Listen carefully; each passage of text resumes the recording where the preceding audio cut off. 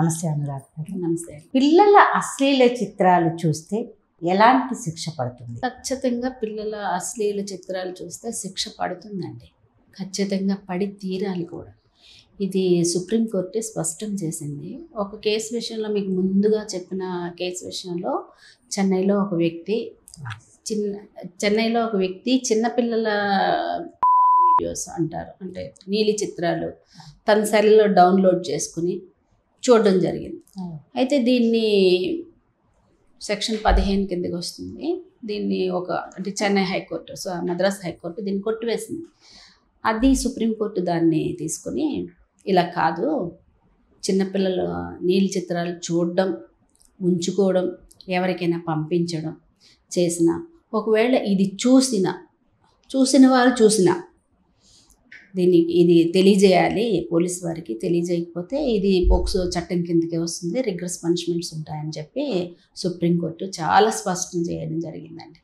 POCSO చట్టం ఒకటి, దీంట్లో మినిమం శిక్ష ఏంటి, మ్యాక్సిమం శిక్షలు ఇందాక మీరు చెప్పారు. మినిమం 3 సంవత్సరాల నుంచి వేయొచ్చండి శిక్షలు. 3 సంవత్సరాల నుంచి జీవిత ఖైదు, మరణ శిక్ష కూడా వేయొచ్చు. జీవిత ఖైదు వరకు వేయొచ్చండి. అయితే ఇక్కడ శిక్షలు ఎలా ఉంటాయి అనే దాన్ని బట్టి, అంటే కేసు బట్టి అది ఏంటి, ఏ విధంగా ఈ కేసు రిజిస్టర్ అయ్యింది, దీని తాలూకా నివేదిక ఎలా ఉంది, పోలీసు అధికారి వారు ఎలా చేశారు, ఇది నిజంగానే అక్కడ అంత రిగ్రెస్గా జరిగిందా, అంత సీరియస్గా ఉందా, కఠినంగా జరిగిందా అనే దాన్ని బట్టి చూసుకుని, వాళ్ళు ఇచ్చే నివేదికను బట్టి, వాళ్ళు చెప్పే ఫ్యాక్ట్స్ని బట్టి శిక్షలు విధించడం అనేది జరుగుతుంది. అసలు ఈ నివేదిక ఎవరెవరు ఇవ్వచ్చు? ఈ నివేదిక అంటే రిపోర్ట్ అండి. విక్టిమ్స్ ఇవ్వాలి. విక్టిమ్స్ ఇవ్వలేని పక్షంలో విక్టిమ్కి సంబంధించిన వాళ్ళు ఎవరైనా ఇవ్వచ్చు, రిపోర్ట్ ఇవ్వచ్చు. స్కూల్లో ఎవరైనా ఇవ్వచ్చు. ఈ మధ్యకాలంలో ఒక స్కూల్లో ఒక స్కూల్ బస్ డ్రైవరు ఒక అమ్మాయికి అసభ్యంగా, ఒక అమ్మాయి మీద అసభ్య పదజాలాన్ని అది అన్వయించడం, తర్వాత ఇలా సెక్సువల్ అబ్యూస్ చేయడం, అంటే ఇలాంటి పదాలు చెప్పాలన్నా కూడా నాకు మనసు రావట్లేదండి నిజంగా. ఇలాంటి చేయడం వల్ల ఆ అమ్మాయి చిన్న పాప చెప్పలేకపోయింది. కానీ తెలుసుకున్నారు కొందరు వాళ్ళ తల్లిదండ్రులు. తెలుసుకొని అతని మీద కంప్లైంట్ ఇవ్వడం జరిగింది. అతనికి చాలా పెద్ద శిక్ష పడిందండి. వివరాల్లోకి నేను వెళ్ళదలుచుకోలేదు. ఇలాంటి కేసులు చాలా ఉన్నాయి. అయితే అందరూ స్పందించాలనేది నా ముఖ్య ఉద్దేశం. వివరాల్లోకి వెళ్ళదలుచుకోలేదు అని మీరు చెప్పారు. ఎందుకంటే ఎందుకంటే తెలియాలి, ఇలాంటివి జనాలకు తెలిసినప్పుడు.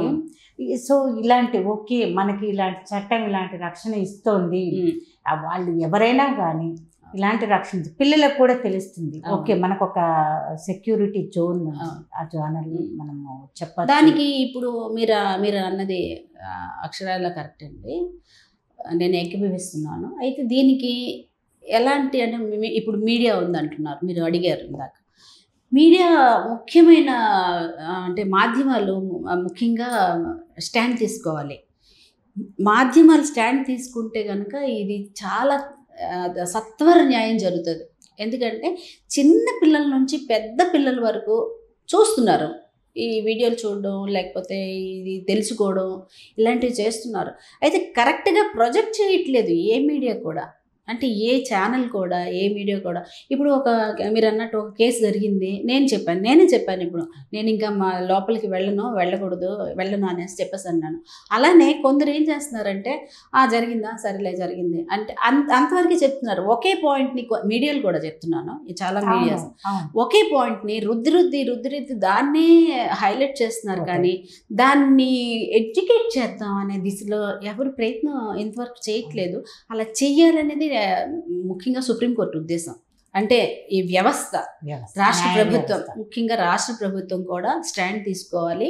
పాఠ్య పుస్తకాల్లో సెక్సువల్ ఎడ్యుకేషన్ అనేది కంపల్సరీగా పెట్టాలండి. దాంతోపాటే మనలాంటి వాళ్ళందరికీ, అంటే నేను ఒక జ్యుడిషియరీ పర్సన్ని, అంటే నాకు బాధ్యత ఉంది. మీరు ఒక జర్నలిస్ట్, సీనియర్ మోస్ట్ జర్నలిస్ట్, మీకు బాధ్యత ఉంది. ఇప్పుడు సినిమా డైరెక్టర్స్ అయినా, సినిమా వాళ్ళకైనా, లేకపోతే సెలబ్రిటీస్ వాళ్ళైనా, లేకపోతే పోలీస్ వ్యవస్థ అయినా, వీళ్ళందరూ పొలిటీషియన్స్, అదే రాష్ట్ర ప్రభుత్వం సంస్థలు, తర్వాత ప్రైవేట్ సంస్థలు, విద్యావేత్తలు, వీళ్ళందరికీ బాధ్యత ఉందండి. ఎందుకంటే ఇవాళ పిల్లలే రేపటి భావి భారత పౌరులు కదా. మనం అనుకున్నట్టు ఈ వ్యవస్థలందరికీ పిల్లలు ఉన్నారు, అందరికీ పిల్లలు ఉన్నారు. అయితే ఏంటంటే, అంటే మన కన్జర్వేటివ్ ఫ్యామిలీస్లో ఏంటంటే ఏదైనా కూడా మన దాకా వస్తే కానీ చూడరు. మన ఇంట్లో జరగాలి, మన పిల్లలకి జరగాలి.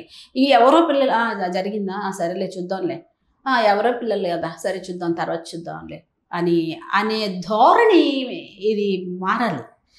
ముఖ్యంగా ధోరణి మారాలి, అవేర్నెస్. ఆ ధోరణి మారితే కనుక అన్ని సంస్థలు వర్క్ చేస్తాయి. ఇప్పుడు మీకు ఒక వర్క్ ఇచ్చారు, ఆ స్కూల్కి వెళ్ళండి, చెయ్యండి.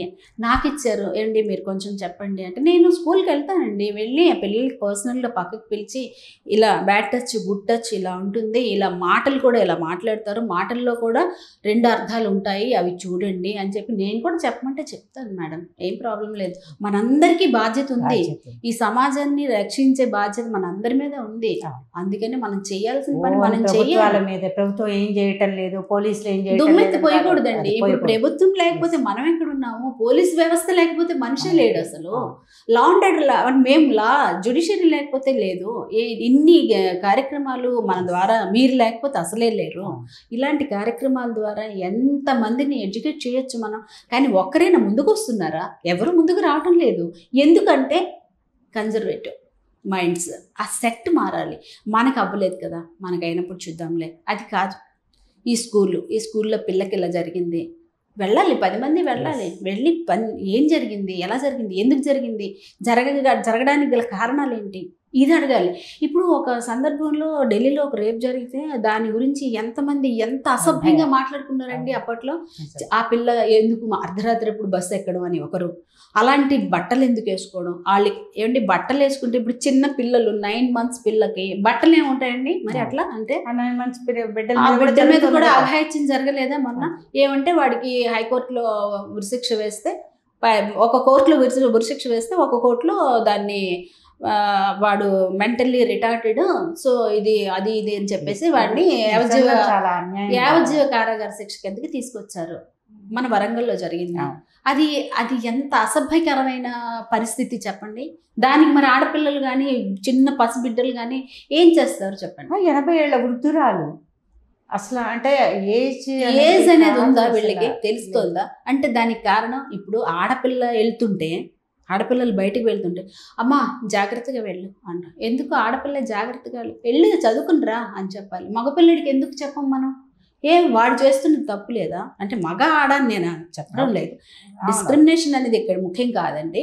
అంటే ఆడైనా మగైనా, అంటే ఈ పోక్సో చట్టం గురించి నేను మాట్లాడుతున్నాను. ఆడైనా మగైనా 18 ఏళ్ల లోపు వాళ్ళకి ఏజ్, జెండర్ డిస్క్రిమినేషన్ లేకుండా ఏజ్ 18 ఇద్దరికి చెందుతుంది. ఈ చట్టం, ఇది రక్షణ చట్టం. ఇది ఇద్దరికి జాగ్రత్తలు చెప్పాలి. జాగ్రత్తలు కాదు, వాళ్ళకి ఎడ్యుకేట్ చేయాలి. జాగ్రత్తలు చెప్పకూడదండి. జాగ్రత్తలు చెప్తే వాళ్ళు ఇలా జాగ్రత్తగా ఉండాలి, ఈ జాగ్రత్త చెప్తాం, ఈ మధ్యలో ఈ దారిలో వెళ్ళండి అని చెప్తాం. వాళ్ళు ఆ దారిలోనే వెళ్తారు. పక్క దారి నుంచి వచ్చేస్తే ఏం చేస్తాం? జాగ్రత్త కాదు మనం చెప్పాల్సిందే. వాళ్ళకి ఎలా ఉండాలి, ఎలా ప్రవర్తించాలి, ఎలా ప్రవర్తిస్తే మీరు వృద్ధిలోకి వస్తారు అనేది తల్లిదండ్రులు, స్కూల్స్, వ్యవస్థలు అన్నీ కూడా చెప్పాలి. ఇవాళ రేపు చెప్తే తప్పకుండా ఇందులో మనం సక్సెస్ అయినట్టే. ఇలాంటిది ఒక చట్టం ఉంది అని చెప్పి కనుక అవేర్నెస్ తీసుకొచ్చి, మీరు ఏదైతే చెప్పారో 1098 డయల్, ఇవి 2 ప్రజల్లోకి నాటుకుంటే, వ్యవస్థలన్నీ కనుక కోఆపరేట్ చేస్తే డెఫినెట్గా ప్రజల్లోకి నాటుకోవడమే కాకుండా పిల్లల్లోకి వెళ్ళాలి. ఇది రక్షణ, మా తల్లిదండ్రులు మాకు రక్షణ ఇస్తారు, అదే కాకుండా గవర్నమెంట్ కూడా మాకు ఒక రక్షణ కల్పిస్తుంది అని పిల్లల్లోకి వెళ్ళాలి. ఇది మన ముఖ్య ఉద్దేశం.